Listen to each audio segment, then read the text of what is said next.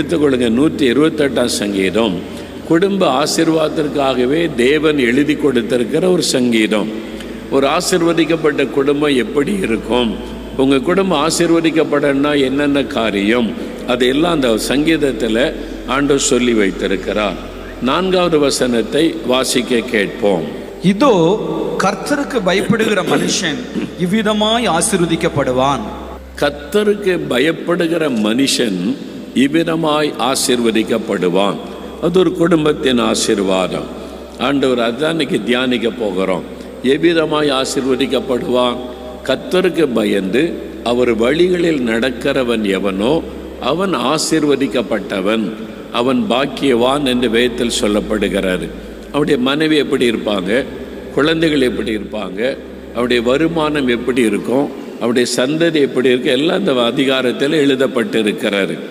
அப்போது இதுக்கு முக்கிய காரணம், கர்த்தருக்கு பயந்து அவர் வழிகளில் நடக்கிறவனுக்கு தான் இந்த ஆசீர்வாதம்.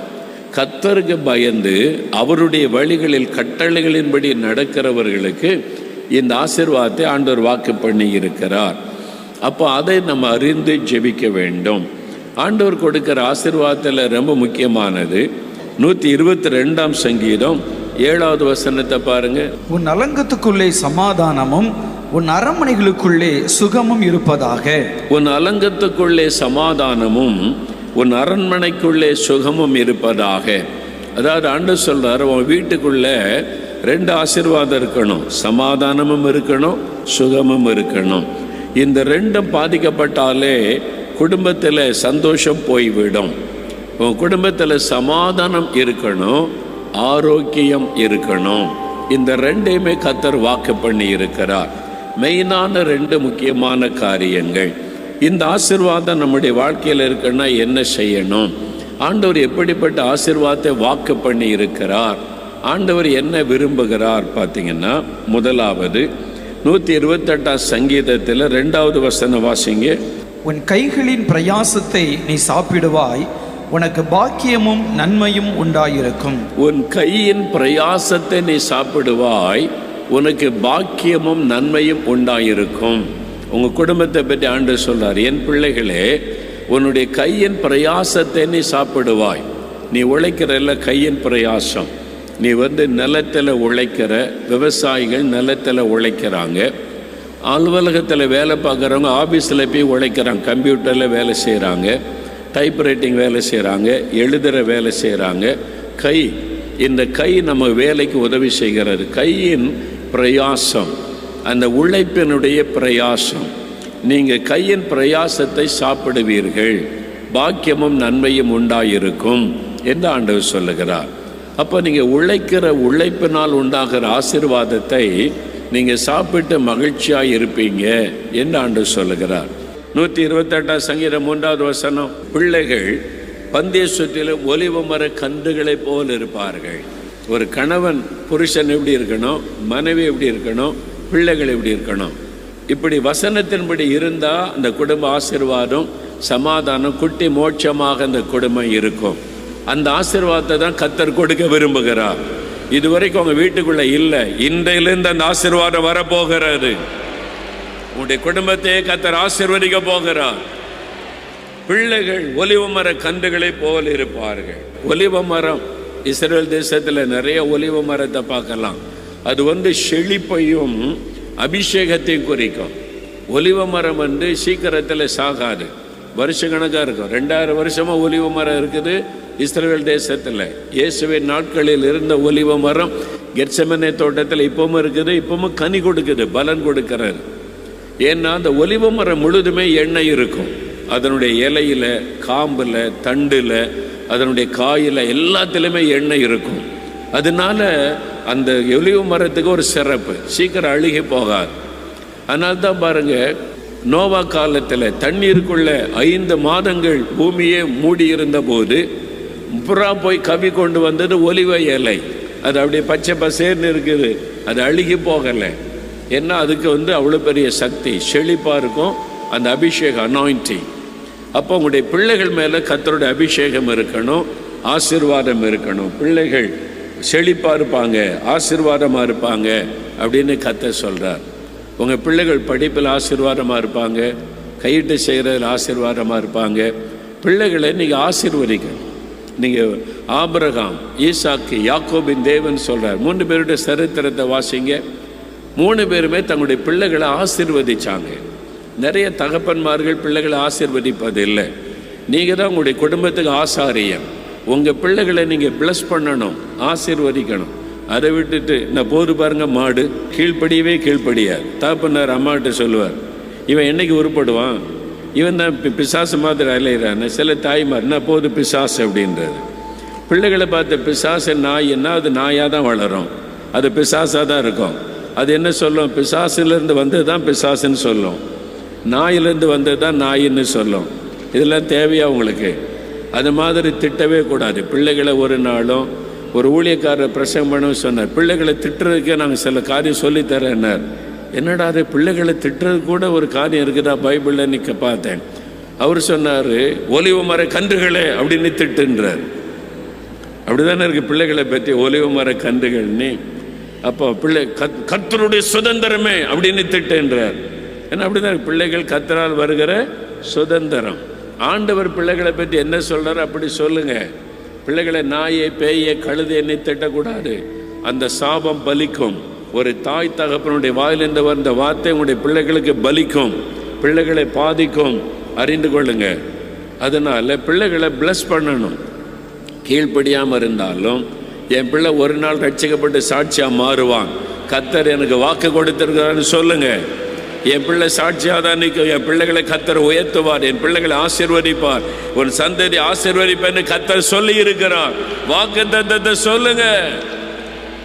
இன்னைக்கு என் பிள்ளை எப்படி இருக்கலாம், நாளைக்கு ரட்சிக்கப்பட்டு சாட்சியாக எழும்போன்னு சொல்லுங்க. இன்னைக்கு என் பிள்ளை தோல்வி அடைஞ்சிருக்கலாம், நாளைக்கு ஜெயித்த உயர்த்தப்பட்டிருப்பான், என் மகள் உயர்த்தப்பட்டிருப்பான்னு சொல்லுங்க. அப்படி சொல்லணும். பிள்ளைகளை திட்டுறது வைகிறது அது மாதிரி பேசக்கூடாது, கவனமாக இருக்கணும். குழந்தைகளை வளர்க்கும் போது ஆலோசனை கொடுக்கணும். பெரம்பை கையாடுங்கன்னு சொல்லியிருக்குது, நீதிமொழிகளில் பெரம்பை கையாடுங்கன்னு சொல்லியிருக்குது. இப்போ பிள்ளைகளை பெரம்பினால் அடிக்க முடியுமா? அவ்வளோதான், உங்களை அரெஸ்ட் பண்ணி உள்ளே வச்சுருவாங்க. அந்த மாதிரி இருக்குது. அமெரிக்காவில் தான் அது. அமெரிக்காவில் குழந்தைகளை அடித்தா போலீஸ் வந்துடும். ஏன் அடித்த, ஏன் பிள்ளை அடிப்பேன், உனக்கு பிள்ளை வழக்கத்தில்லைன்னு கொண்டு போயிடுவாங்க. பெற்றோரை பிடிச்சி ஜெயிலில் வச்சுருவாங்க. தெரியுமா உங்களுக்கு? 911 ஸ்கூலில் பிள்ளைகள் போன உடனே எல்கேஜிலே சொல்லி கொடுத்துருவாங்க, பிள்ளை உங்கள் அப்பா அடித்தா, உங்கள் அம்மா உங்களை அடித்தா 911 ஃபோன் பண்ணு, போலீஸ் வந்துடும் அப்படின்னு சொல்லி. எல்கேஜி படிக்கிற பிள்ளை தாயை மிரட்டும், என்னை அடித்த போலீஸுக்கு விடுவேன், என்னை அடித்த அப்பா போலீஸுக்கு விடுவேன். அதனால் பெற்றோர் தான் அங்கே பயந்துருக்கணும், பிள்ளைகள் கிடையாது. பெற்றோர் தான் பயந்துக்கிட்டு இருக்கணும். அப்படி ஜெயிலில் வைக்கப்பட்ட பெற்றோர் தெரியும் அது மாதிரி பாதிக்கப்பட்டிருக்கிறாங்க. பிள்ளைகள் கம்ப்ளைண்ட் பண்ணால் போலீஸ் வந்துடும்.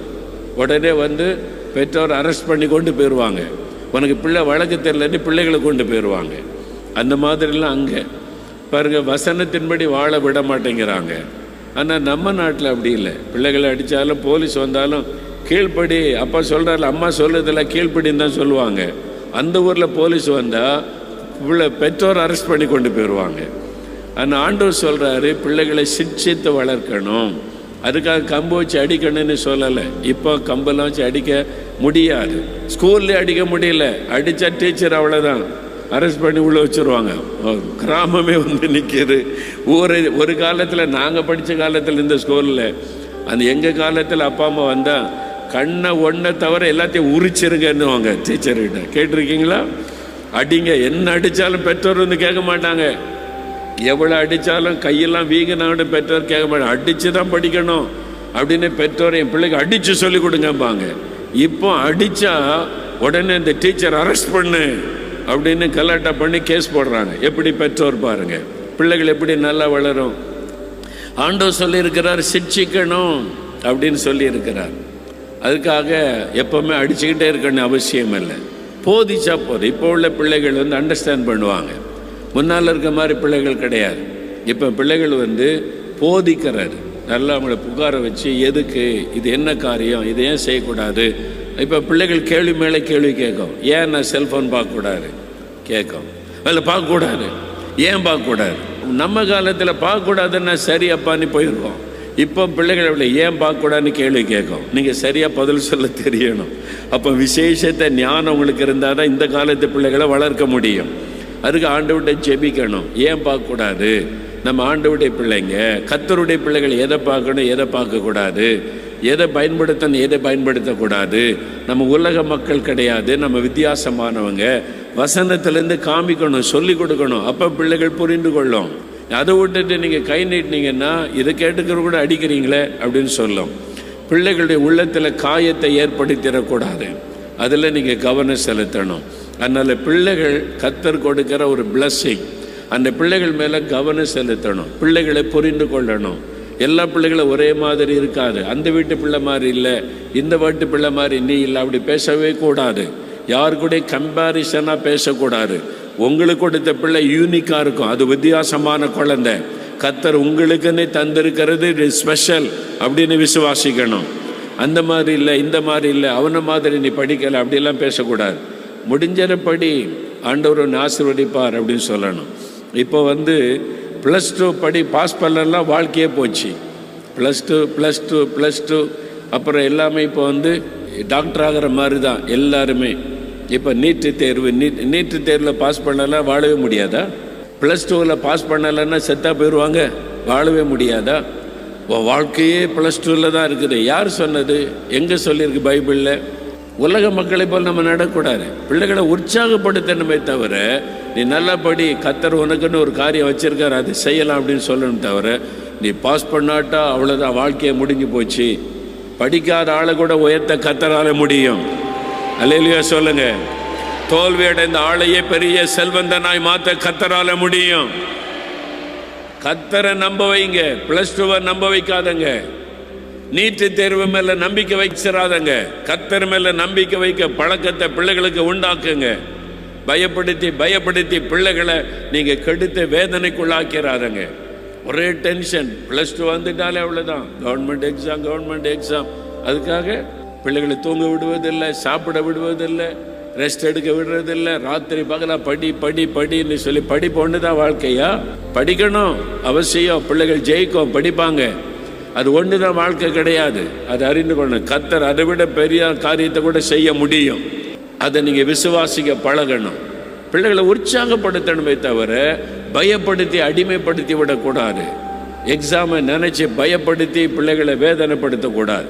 உன்னால் முடிஞ்ச அளவு படி, ஏசு உனக்கு ஜெயம் தருவார், நாங்கள் அப்பா ஜெபிக்கிறேன், அம்மா ஜெபிக்கிறேன், சும்மா டென்ஷன் ஆகாத, ஃப்ரீயாக அப்படி உற்சாகப்படுத்துங்க. +2 நீ மார்க் எடுக்காட்டா அவ்வளவுதான். என்ன அவ்வளவுதான்? இப்படி பிள்ளைகளை பயப்படுத்தி பிள்ளைகளை வேதனைப்படுத்துறதே பெற்றோர் தான். இப்படி ஆண்டவர் சொன்னாரா? தயவு செய்து இந்த உலக மக்களை போல நடக்காதங்க. வசனத்துக்கு திரும்புங்க. ஆண்டவருடைய சிந்தை நமக்குள்ள வரட்டும். அல்லேலூயா சொல்லுங்க, அல்லேலூயா சொல்லுங்க. ஏதோ ஒரு பெரிய திட்டம் வச்சிருக்காருன்னு அர்த்தம் அப்படி சொல்லுங்க. பிள்ளைகள் ஃபெயில் ஆகிட்டா முறைச்சிக்கிட்டு சண்டை போட்டுக்கிட்டு மார்க் எடுக்கலை, ஒன்றால் அவமானம், அதெல்லாம் பேசாதங்க. அதனால என்ன அவமானம்? தோத்தா அடுத்த முறை எழுதி வெற்றி பெற போகிறது பிள்ளைகள். இது இல்லைன்னா இன்னொரு படிப்பு படித்து மேலே வரப்போகிறது. அதுக்குன்னு தேவன் வச்சிருக்க திட்டம் இருக்குது. அதை சொல்லி உற்சாகப்படுத்துறதை விட்டுட்டு குறை சொல்லி மார்க்குன்னு பிள்ளைகளை வேதனைப்படுத்திடக்கூடாது. அப்போ பிள்ளைகள் கர்த்தர் உங்களுக்கு தந்திருக்கிற ஒரு ஆசீர்வாதம். அவங்களை எப்படி நடத்தணும், எப்படி ஹேண்டில் பண்ணணும்னு உங்களுக்கு தெரியணும். அதுக்கு ஜெபிக்கணும். ஆண்டவரே இந்த ஞானம் தாங்க, என் பிள்ளைகளை வழி நடத்தக்கூடிய ஞானம் தாங்கன்னு பெற்றோர் கேட்கணும். என் பிள்ளைகள்கிட்ட எப்படி நடக்கணும், என்ன பேசணும், என்ன சொல்லணும், எனக்கு ஞானம் கொடுத்து வழி நடத்துங்கன்னு கேட்கணும். என்ன பிள்ளைகள் பெரிய ஆசீர்வாதம். பெற்றோருடைய ஆசீர்வாதம் பிள்ளைகளுக்கு தொடரும். எனக்கு ஒரு சகோதரரை தெரியும். ஆஃபீஸில் வேலை செய்தார். காலையில் 7 மணிக்கு ஆஃபீஸ் போயிடணும். அவர்கிட்ட கேட்டேன், நீங்கள் 7 மணிக்கெல்லாம் ஆஃபீஸ்னா 6 மணிக்கு வீட்டை விட்டு கிளம்பிடுவீங்க. ஆமாம் பிரதர்னார். அப்போ எப்போ தான் ஜெபம் பண்ணுவீங்க? நான் 4 மணிக்கு எழும்பி 1 மணி நேரமாவது ஜெபிச்சுட்டு தான் நான் வேலைக்கு புறப்படுவேன் என்று சொன்னார். அதிகாலையில் 1 மணி நேரம் ஜெபிச்சுட்டு அவ்வளோதான். நான் இல்லை 3 மணிக்கு வேலை முடிச்சுட்டு வந்துடுவேன். சாயங்காலம் கொஞ்சம் ரெஸ்ட் எடுத்துட்டு அப்புறம் என் தோட்டத்தில் போய் 1 மணி நேரம் நான் ஜெபம் பண்ணுவேன். தினம் 2 மணி நேரம் ஜெபிச்சிருவோம். தகப்பனார் ஒரு ஆஃபீஸில் வேலை செய்கிறவர் சொன்னார். பாருங்கள், அவருடைய பிள்ளைகள், அவருடைய சந்ததியை பார்த்த 2 பிள்ளைகள், இன்னொரு ரிட்டையர்ட் ஆகிட்டார். இப்போ ஃபேக்ட்ரி அந்த வேலையிலேருந்து ரிட்டையர்ட் ஆகி இன்னொரு பட்டணத்தில் இருக்காங்க. நான் போன போது அவங்க வீட்டுக்கு போனேன். அப்போ சொன்னாங்க, பிரதர், கர்த்தர் என் பிள்ளைகளை ஆசீர்வதித்திருக்கிறார். 2 என் பிள்ளைங்க நல்ல ஆண்டவருக்குள்ளே ரட்சிக்கப்பட்டிருக்காங்க, அபிஷேகம் பெற்றிருக்காங்க. 2 பேரும் நல்ல பிஸ்னஸ் செய்து உயர்ந்த இடத்துல இருக்கிறாங்க. பார்த்தேன், வீடு பார்த்தா அரண்மனை மாதிரி பெரிய வீடு, நல்ல வசதி. பிள்ளைகள் 2 பேரும் நல்ல ஹை லெவலில் இருக்கிறாங்க. ஞாயிற்றுக்கிழமானா என் பிள்ளைகள் எல்லாம் சர்ச்சுக்கு போவாங்க, ஊழியம் செய்வாங்க. இந்த தகப்பனார் அவ்வளோ அதுதான் ஆசீர்வாதம். என் பிள்ளைகள் 2 பேர் ரட்சிக்கப்பட்டிருக்காங்க, அபிஷேகம் பெற்றிருக்காங்க, கர்த்தர் உயர்த்தி இருக்கிறாரு. ஞாயிற்றுக்கிழமானா எந்த வேலைக்கு போக மாட்டாங்க, சர்ச்சுக்கு போவாங்க. அங்கே போய் சர்ச்சு ஊழியங்களில் பங்கு பெறுவாங்க, சுவிசேஷ அறிவிக்க போவாங்க, ஆண்டவருக்கு பிரியமாக இருக்கிறாங்க. இதுதான் ஆசீர்வாதம். என் பிள்ளை அமெரிக்காவில் போய் வேலை செய்கிறான், செய்யட்டும். அங்கே போய் என்ன செய்கிறான், ஊழியம் செய்கிறாரான்னு கேளுங்க. அங்கே போய் ஊழியம் செய்கிறான்னா சந்தோஷம். கர்த்தருக்கு ஊழியம் செய்கிறான், ஆண்டவரை மகிமைப்படுத்துகிறான் சொன்னால் சர்ச்சுக்கே போக மாட்டேங்கிறான். அது என்ன ஆசீர்வாதம்? சர்ச்சுக்கே போகாமல் அமெரிக்கா போய் என்ன பிரயோஜனம்? பருவத்துக்கு போக முடியுமா? சர்ச்சுக்கு போகாமல் போக முடியாது. அதனால பிள்ளைகள் எங்கே இருந்தாலும் கர்த்தருக்கு பயந்துருக்காங்க, கர்த்தர் ஆசீர்வதிக்கிறார். இது ஆசீர்வாதம். அல்லேலூயா சொல்லுங்க. உங்கள் பிள்ளைகள் ஒலிவ மர கன்றுகளை போல இருப்பாங்க. எங்களுக்கு பிள்ளைகளே இல்லையே, அப்புறம் எங்கே ஒலிவ மர கன்றுகள் நினைக்கிறீங்களா? இன்றைக்கு ஆசீர்வதிக்க போகிறார். இந்த வருஷம் ஒரு குழந்தையை தரப்போகிறார். உன்னுடைய சந்ததியை பெருக பண்ண போகிறார். அந்த ஆசீர்வாதம் அதுக்கு தான் இன்னைக்கு ஜெபிக்க போகிறோம். 6வது வசனம் வாசிங்க. நீ உன் பிள்ளைகளின் பிள்ளைகளையும் இஸ்ரவேலுக்கு உண்டாகும் சமாதானத்தையும் காண்பாய். பிள்ளைகளின் பிள்ளைகள் சந்ததி ஆசீர்வாதம். உன் பிள்ளைகள் மாத்திரமல்ல, பிள்ளைகளின் பிள்ளைகள். அன்னைக்கு ஒரு தகப்பன், அன்னைக்கு ஒரு பெற்றோர் என்னை சந்திச்சாங்க. என் பிள்ளைகள் 2 பேருக்கும் கல்யாணம் ஆகி 5 வருஷத்துக்கு மேலே ஆயிற்று. 2 பேருக்குமே குழந்தை இல்லை. பெரிய பாரம், அந்த பெற்றோருடைய துக்கம். அது உண்மையான ஒரு பாரம், வேதனை. என் பிள்ளைகளுக்கு பிள்ளைகள் இல்லையே, சந்ததி ஆசீர்வாதம். 2 பேரும் எனக்கு நான் ஜெபம் பண்ணி 2 பேருக்கு ஆண்டவர் குழந்தை தருவார், நீங்கள் பயப்படாதங்க. ஆண்டவர் வாக்கு கொடுத்துருக்க அந்த வசனம் பாருங்க. பிள்ளைகளின் பிள்ளைகளை காண்பான்னு சொல்லியிருக்கார்ல, ஜெபம் பண்ணுவான்னு ஜெபிச்சு அனுப்பி அப்புறம் சில மாதங்கள் கழித்து சொன்னாங்க, 2 பேருக்குமே கர்த்தர் கர்ப்பத்தின் ஆசீர்வாதம் தந்துட்டாரு. ரொம்ப மகிழ்ச்சியாக சொன்னாங்க. அவரால் முடியும். அவர் ஆசீர்வதிக்கிற தேவன். உங்களுடைய பிள்ளைகள், உங்களுடைய மகள், உங்களுடைய மகனுடைய குடும்பம், உங்களுடைய மருமகள் குழந்தை இல்லாமல் இருக்கிறாங்களா, நீங்கள் ஜெபிக்கும் போது அந்த ஆசீர்வாதம் உண்டாகும். உன் பிள்ளைகளின் பிள்ளைகள் ஆண்டவர் சொல்லுகிறார்.